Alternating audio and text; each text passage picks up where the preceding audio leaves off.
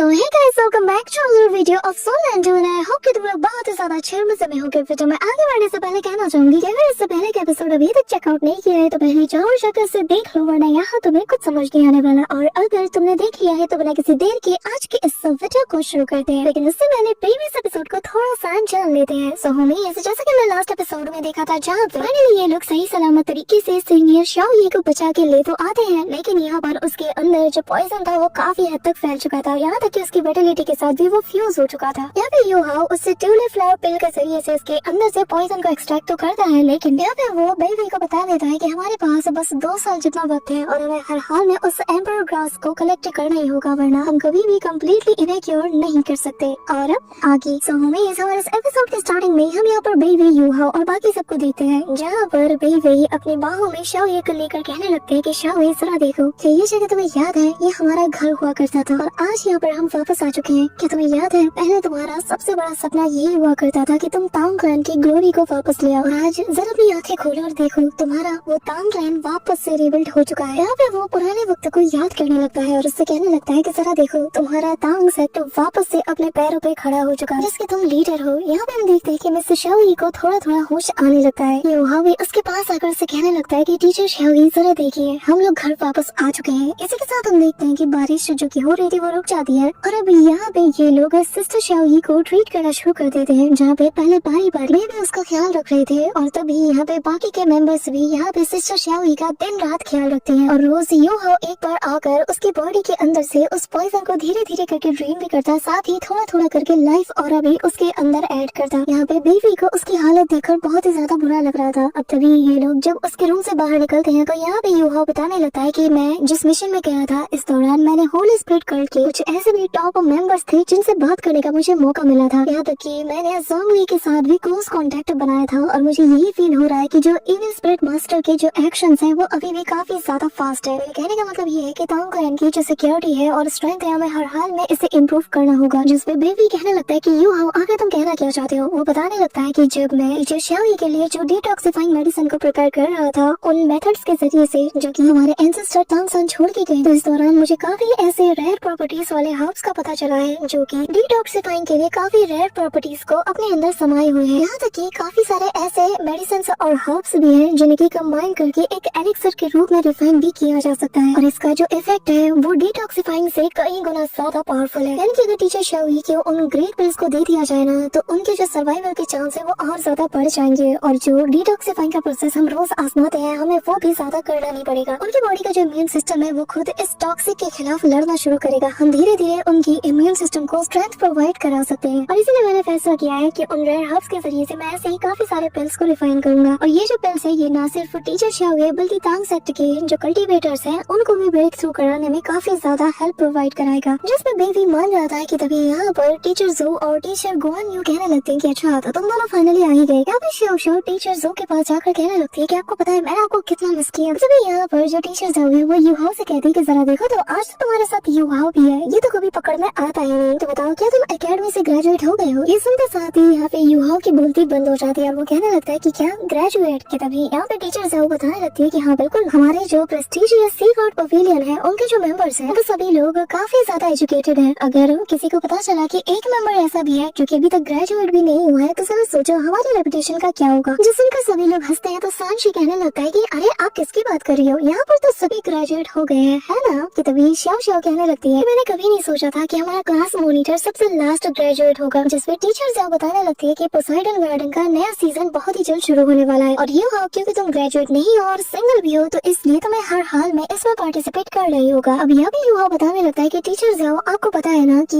मेरे दिल में ऑलरेडी दंग है, मैं किसी और को जगह नहीं दे सकता और वैसे भी अब ये सिचुएशन वॉर की चल रही है तो मैं इसमें पार्टिसिपेट कैसे कर सकता हूँ और इसलिए मुझे नहीं लगता कि ऐसी सिचुएशन में पोसाइडन गार्डन इवेंट को वापस से शुरू करना ठीक रहेगा। अब यहाँ पे मास्टर जो बताने लगते हैं कि तुम जानते हो कि एकेडमी के रूल्स को तोड़ा नहीं जा सकता, हालांकि तुम्हारे दिल में ऑलरेडी दंगर है आई नो। अब तभी दूसरे मास्टर आगे आते हुए यू हाओ को समझाते हैं और उससे यही कहते हैं कि तुम्हारे लिए बेहतर यही होगा कि तुम जल्द से जल्द ग्रेजुएट हो जाओ क्योंकि आगे चलकर रूल्स तुम्हारे खिलाफ हो जाएंगे और तब हम भी तुम्हारी मदद नहीं कर सकते। यू हाओ बताने लगता है कि इस वक्त हमारे कॉन्टिनेंट के ऊपर बहुत बड़ा खतरा है और मैं हमेशा के लिए पोसाइडन आइलैंड के ऊपर ट्रैप होकर तो नहीं रह सकता ना, इसीलिए मैंने फैसला किया है कि मैं सी गॉड की जो फेट इवेंट है उसमें पार्टिसिपेट करूंगा और जैसे ही सी गॉड फेट इवेंट पूरी तरीके से कंप्लीट हो जाएगा मैं उस उसी वक्त एकेडमी में ग्रेजुएशन एग्जाम के लिए अप्लाई करूंगा। इसी के साथ सीन शिफ्ट होता है और हम एल्केमी रूम में देखते हैं जहाँ पर दे तनातन धमाके हो रहे थे और यूहाव यहाँ पे अपने एक्सपेरिमेंट करने में लगा हुआ था और वो कहने लगता है कि अगर मुझे हाई ग्रेड के पिल को रिफाइन करना है तो मुझे हाई ग्रेड का एल्केमी रिफाइनिंग फर्नेस की जरूरत पड़ेगी। अब यहाँ पे हम देखते हैं कि वो उस बुक को रीड कर रहा था जहाँ पर फर्नेस के जो कंडीशंस है उसके बारे में लिखे हुए थे और यहाँ पे यूहाव को ऐसा करता हुआ देखकर टीचर शू भी अपना सिर पकड़ लेते हैं और यहाँ पर उसकी किताबी बातें सुनकर वो उसके पास आने वाले थे कि तभी यूहाव ऐसे पलटता है। तभी हम देखते हैं कि उसका वो फर्नेस वापस से एक्सप्लोड कर जाता है जिसके चलते यूहाव का चेहरा बिल्कुल काला पीला हो जाता है। वो कहने लगता है कि यार मैं फिर से फेल हो गया, मैंने तो सारी रेसिपीज अच्छे से फॉलो की थी। कि तभी यहाँ टीचर शू आ जाते हैं और कहने लगते हैं कि बच्चे क्या तुम भूल गए हो कि जो मैंने तुम्हें सिखाया था। यहाँ पे टीचर शू को देखते साथ ही यूहाव काफी ज्यादा शॉक था और कहने लगता है टीचर शू आखिर ऐसी कौन सी चीज है जो आपको यहाँ पे खींच लाई।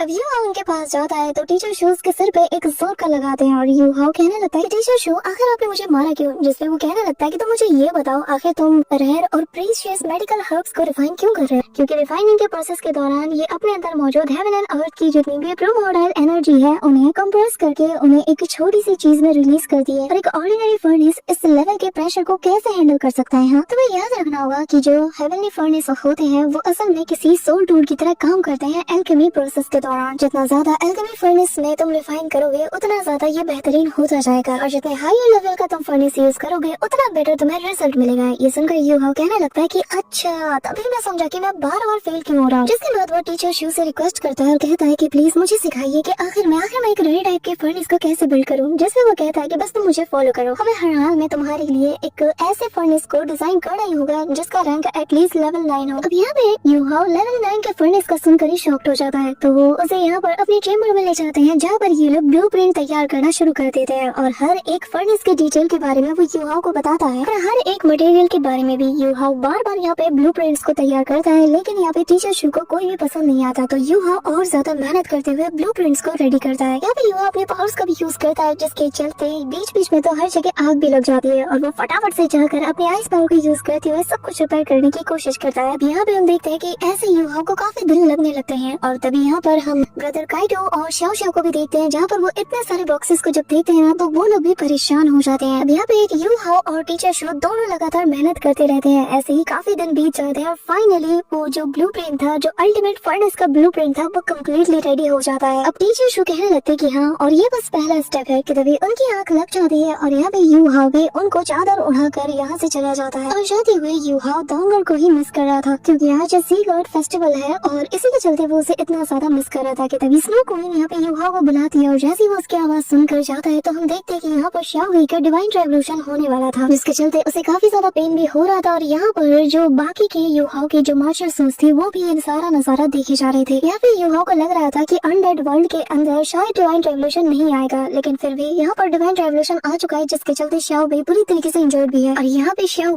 अपनी 1 लाख से सीधा 2 लाख ईयर की जो बॉटल नेक की जो उसकी कल्टीवेशन है उसमें ब्रेक थ्रू कर चुका है। लेकिन इससे पहले जितने भी लाइटनिंग रेवोल्यूशन का उसने सामना किया था इस बार वाली पहले से कई गुना ज्यादा खतरनाक। और यहाँ पे स्नो क्वीन बताने लगती है कि वो ज्यादा देर तक इन सबको हैंडल नहीं कर सकता कि तभी यहाँ पे एक तेज बिजली गिरती है जिसके चलते शाओ भी काफी बुरी तरीके से इंजर्ड हो जाता है। वो चिल्लाते हुए कहता है कि मॉम, ग्रैंडपा, प्लीज मेरी मदद करो। यहाँ पे यूहाव तेजी से जाता है और उस डिवाइन रेवोल्यूशन का सामना करने के लिए खड़ा हो जाता है जो देखकर सभी लोग उसे रोकते हैं और कहते हैं कि तुम ऐसे अगर उससे टकराने जाओगे तो मारे जाओगे। लेकिन यूहाव इन लोगों से कहने लगता है कि मैं शाओ को ऐसे मरने के लिए नहीं छोड़ सकता। और तभी जैसे डिवाइन रेवोल्यूशन की ये लाइटनिंग उससे टकराने वाली थी कि तभी दूतियान का रिवर्स स्किल एक्टिवेट हो जाता है और यहाँ पे एक बड़ा सा जो क्लॉ है वो आते साथ ही इस डिवाइन लाइटनिंग को रोक लेता है। तभी जो दूतियान का फिगर है वो भी अपीयर हो जाता है जिसे देखकर युवा कहने लगता है कि मैं अच्छे से जानता था कि आप मुझे कभी भी ऐसे मरते हुए नहीं देख सकते थे। यहाँ पर इस लाइटनिंग के चलते ड्रैगन एम्परर दूतियान का हाथ बुरी तरीके से इंजर्ड हो चुका था और वो कहने लगता है कि युवा आखिर तुम इतनी पागल कैसे हो सकते हो, आखिर तुम सोच क्या रहे थे ये सब करने से पहले। तुम्हें क्या लगता है कि तुम्हारी मॉडल डॉटी इस डिवाइन रेवोल्यूशन का सामना कर पाएगी। कि तभी जैसे ही वो मुड़ता है वो देख के हैरान था कि वो डाउलो कॉन्टिनेंट पे नहीं है बल्कि वो किसी और ही पैरेलल वर्ल्ड में मौजूद है। बताओ आखिर तुमने और ऐसे कितने सीक्रेट्स छुपा रखे हैं। जिसपे युवा कहता है कि सीनियर, मैं आपको सारी चीजें बाद में बता सकता हूँ, फिलहाल मेरा दोस्त बुरी तरीके से इंजर्ड है, मैं चाहता हूँ कि आप इसकी हेल्प करो। यहाँ पे हम देखते हैं कि दूतिया देखते साथ ही पहचान जाता है कि जो शाओ बेई है इसकी कल्टीवेशन लेवल बल्कि 2,90,000 से भी ज्यादा साल पुराना पुरानी है और उसका ऑरियन सोल भी बहुत बुरी तरीके से इंजर्ड हो चुका है और अगर दोबारा इसने इस लाइटनिंग का सामना किया तो शायद ये बच भी ना पाए। और वैसे भी जो डिवाइन मैनिफेस्टेशंस आते हैं ना, ये वर्ल्ड के लॉस के जरिए से आते हैं जिसे कि कोई भी नलीफाई नहीं कर सकता। जिसमें युवा कहता है कि पर चाहे जो हो जाए मैं शाओ वेई को मरने नहीं दे सकता। जिसमें दूधियान बताता है कि उसका जो सोल कोर है वो ऑलरेडी पूरी तरीके से फ्रैक्चर हो चुका है, जिसके चलते उसे बचाया भी नहीं जा सकता। और अगर वाकई में तुम उसे बचाना चाहते हो तो सिर्फ एक ही रास्ता है, तुम्हें उसे अपना स्प्लिट सोल बनाना ही होगा। यूहाओ कहने लगता है कि मुझे एक सोल रिंग की जरूरत तो है, लेकिन मैं कभी भी शाओ वेई को उस कंडीशन में नहीं देखना चाहता। मैं चाहता हूँ कि वो एक बार ठीक हो जाए और वो खुद इस बात का फैसला करे। यहाँ पे शाओ वेई ये सारी बातें सुन रहा था और तभी वो कहने लगता है कि ग्रैंडपा मैं राजी हूँ, मैं आपके साथ कोऑपरेट करना चाहता हूँ क्योंकि मैं जानता हूँ कि मैं अपनी कल्टीवेशन के दम पर इस ट्राइब्यूलेशन का सामना नहीं कर सकता और ऐसे मरने से अच्छा है कि मैं एक स्प्लिट सोल बन जाऊँ, जिसके बाद मैं मदर और आपके साथ हमेशा आपके साथ रहूँ। यहाँ पे जो स्नो क्वीन है वो भी यूहाओ से कहने लगती है कि अब जबकि शाओ वेई मान चुका है तो मैं भी चाहती हूँ कि आप इस रिचुअल को जल्द से जल्द परफॉर्म करो। अब यहाँ पे ये सुन नहीं था कि तभी दूधियान इन सभी को गार्ड करने लगता है और कहता है कि जल्दी करो क्योंकि मैं तुम्हें यहाँ पे गार्ड करूंगा। अब यूहाओ भी अपने सारे वेपन्स को भी निकाल लेता है और गॉड इलेक्ट्रोनिक्स की जो नेक्रोमेंसी की पावर है उसका भी यूज करते हुए फाइनली वो रिचुअल को परफॉर्म करना शुरू कर देता है। इसी के साथ यहाँ पे हम देखते हैं कि शाओ वेई की बॉडी पूरी तरीके से अनकॉन्शियस हो जाती है क्योंकि ये रिचुअल कंप्लीट हो चुका था। और यहाँ पे जब दूधियान ये नजारा देखता है कि इतने सारे जो सैवेज बीस्ट्स हैं वो सब के सब अपनी इच्छा अनुसार यूहाओ की सोल स्पिरिट पढ़ने के लिए तैयार है, तो वो काफी ज्यादा इम्प्रेस हो जाता है कि इस लड़के में कोई ना कोई बात तो जरूर है, वाकई में ये लड़का सच में एक्स्ट्राऑर्डिनरी है। इसी के साथ वो जो डिवाइन ट्राइब्यूलेशन था वो भी चला जाता है। यूहाओ अपनी सोल रिंग्स को एक्टिवेट करता है और फाइनली हम देखते हैं कि यूहाओ अब एक 8 रिंग सोल डाउलो बन चुका है। यहाँ पे यूहाओ बताता है कि जो शाओ वेई है वो असल में एक आइस एट्रीब्यूट वाला बीस्ट है, जिसके चलते उसका जो सेकंड मार्शल सोल है वो अब शाओ वेई के आने की वजह से काफी ज्यादा स्ट्रेंथन हो चुकी है। यहाँ पे हम देखते हैं कि दूधियान अभी भी यूहाओ को देखे जा रहा था। वो यहाँ पे एक ही बात कहे जा रहा था कि मुझे यकीन नहीं होता कि ऐसा भी कोई इंसान एक्सिस्ट करता है। इस लड़के का फॉर्च्यून वाकई में बहुत ही ज्यादा कमाल का है। अब यहाँ पे तभी वो कहने लगता है कि इसी के चलते मुझे हर हाल में इसे डाउलो कॉन्टिनेंट के अंदर रखना ही होगा। यहाँ पे हम शाओ वेई को देखते हैं जहाँ पर वो अपने क्यूट से फॉर्म में आ जाता है और यहाँ पे कहने लगता है कि जरा देखो मैं वापस से एक नॉर्मल सा बेबी बन चुका हूँ, है ना। मैं कब से आपका स्प्लिट सोल बनना चाहता था, बिल्कुल मदर और बाकी के अंकल आंट की तरह, लेकिन मैं कभी भी नहीं बन पाया। लेकिन देखो अब मैं भी एक स्प्लिट सोल बन चुका हूँ। तभी वो कहने लगता है कि ग्रैंडपा जरा अपने पीछे देखो और तभी हम देखते हैं कि यहाँ पर जो शाओ वेई का जो बीस्ट वाला फॉर्म था वो यूहाओ के अनडेड वर्ल्ड के अंदर होने की वजह से जिंदा हो जाता है। तो यहाँ पे तभी वो यूहाओ पे जैसे हमला कर देता है, शाओ वेई सामने आकर उसे रोकने लगता है और कहता है कि नहीं तुम ऐसा नहीं कर सकते। और फिर वो अपने कॉन्शियसनेस का यूज करते हुए यहाँ पर उसे कंट्रोल करने लगता है और कहता है कि फाइनली मैंने अपनी बॉडी पर उससे अलग होते हुए भी कंट्रोल हासिल कर ही लिया। यहाँ पे शाओ वेई को ये चीज काफी ज्यादा इंटरेस्टिंग लगती है, तो वो यहाँ पर अपनी बॉडी को अपने ही हाथों से कंट्रोल करते हुए काफी ज्यादा खुश लग रहा था। यूहाओ भी ये नजारा देख के हैरान था। यूहाओ कहने लगता है कि अनडेड वर्ल्ड में होने की वजह से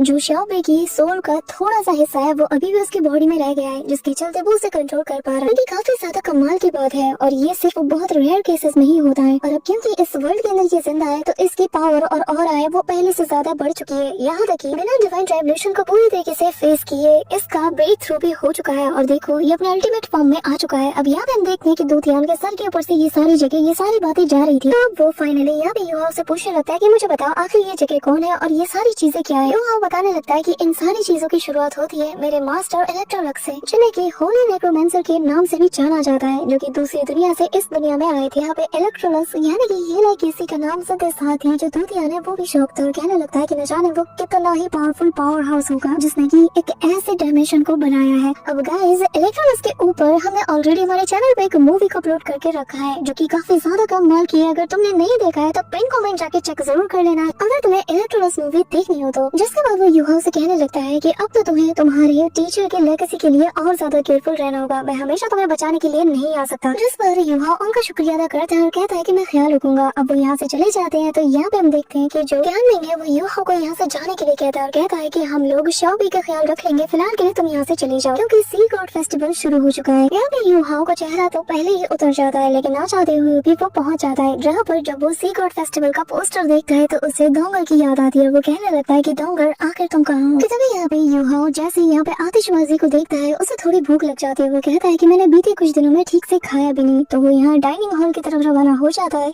जहाँ पे ऑलरेडी काफी सारे यंग स्टूडेंट्स मौजूद है और जैसे यूहाओ एंट्री करता है तो यहाँ पर सभी लोग उसे देखकर उसके बारे में बात कर रहे थे, जो देखकर यूहाओ भी हैरान था। तभी उसे ऐसा फील होता है कि जैसे किसी ने उसका नाम लिया, तो यूहाओ उस डायरेक्शन देखने लगता है और इसी के साथ ये पार्ट हमारा यही पे एंड होता है। So that's it for today guys. I hope कि तुम सबको आज की वीडियो काफी ज्यादा पसंद आई होगी। अगर हाँ तो वीडियो को लाइक करना, चैनल बने नए हो तो सब्सक्राइब करना। तो मिलते हैं नेक्स्ट वीडियो में, तब तक के लिए बाय।